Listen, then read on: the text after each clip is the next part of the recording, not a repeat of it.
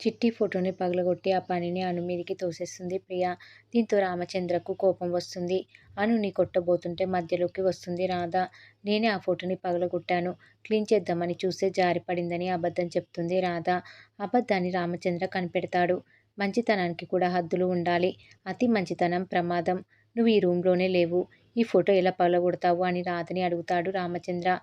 నువ్వు చెప్పు అను. ఈ ఫోటోని రాధ పగలగొట్టిందా అని రామచంద్ర అడుగుతాడు. లేదు మామయ్య అని అంటుంది అను. చూసావా అను నిజం చెప్పిందని రామచంద్ర అంటాడు. ప్రియ అసలు రూపాన్ని, రాధ మంచితనం గురించి అను లోపల మాట్లాడుకుంటూ ఉంటుంది. ఇక అను కూడా కావాలని ఈ పని చేయలేదు కదా. చిట్టి అంటే అనుకు కూడా ఇష్టమే కదా అని రాధ అనడంతో రామచంద్ర కూల్ అవుతాడు. మరోవైపు విక్రమ్ వద్దకు భవానీ శంకర్ వస్తాడు. ఏంటి పని? ఎందుకు వచ్చావని విక్రమ్ అడుగుతాడు. నీకే ఓ చిన్న హెల్ప్ చేయాలని వచ్చా అని భవానీ శంకర్ అంటాడు. నాకెందుకు హెల్ప్ చేయడం? దానివల్ల మీకేమైనా హెల్ప్ అవుతుందా అని విక్రమ్ కౌంటర్ వేస్తాడు. ముందు విషయం ఏంటో చెప్పండని విక్రమ్ అంటాడు. శివయ్య గురించి మాట్లాడేందుకు వచ్చా అని భవానీ శంకర్ చెప్పడంతో విక్రమ్ కంగారు పడతాడు. శీనయ్య రాధ బాధల్ని చూసి నువ్వు కూడా సైలెంట్గా బాధపడుతున్నావు. అందుకే మీ మామయ్యకి బెయిల్ ఇప్పించేందుకు వచ్చా అని భవానీ శంకర్ చెప్పడంతో విక్రమ్ కంగారు పడతాడు. దీని మీద రాధ సంతకం పెడితే చాలు, బెయిల్ వస్తుందని భవానీ శంకర్ అంటాడు. సీనయ్య బయటకు వస్తే రాధ సంతోషిస్తుంది. నువ్వు కూడా హ్యాపీగా ఉండొచ్చు. నీకు అలా చెమటలు పడుతున్నాయేంటి? వీటి మీద కోడలు రాధ సంతకం పెట్టేలా చెయ్యి అని భవానీ శంకర్ అంటాడు. అవన్నీ నేను చూసుకుంటాలే అని విక్రమ్ సెటైర్ వేస్తాడు. మరి త్వరగా తీసుకురావచ్చు కదా, ఎందుకు తీసుకురావడం లేదు అని నిలదీస్తాడు. జైల్లోనే మగ్గిపోయేలా ఎందుకు చేస్తున్నావని విక్రమ్ గుట్టు లాగేందుకు ప్రయత్నిస్తాడు భవానీ శంకర్. అలా సీనయ్య లోపల ఉండడం వల్ల నీకు, రాధకి, సీనయ్యకి ఏమైనా ఉపయోగం ఉందా అని అనుమానిస్తాడు భవానీ శంకర్.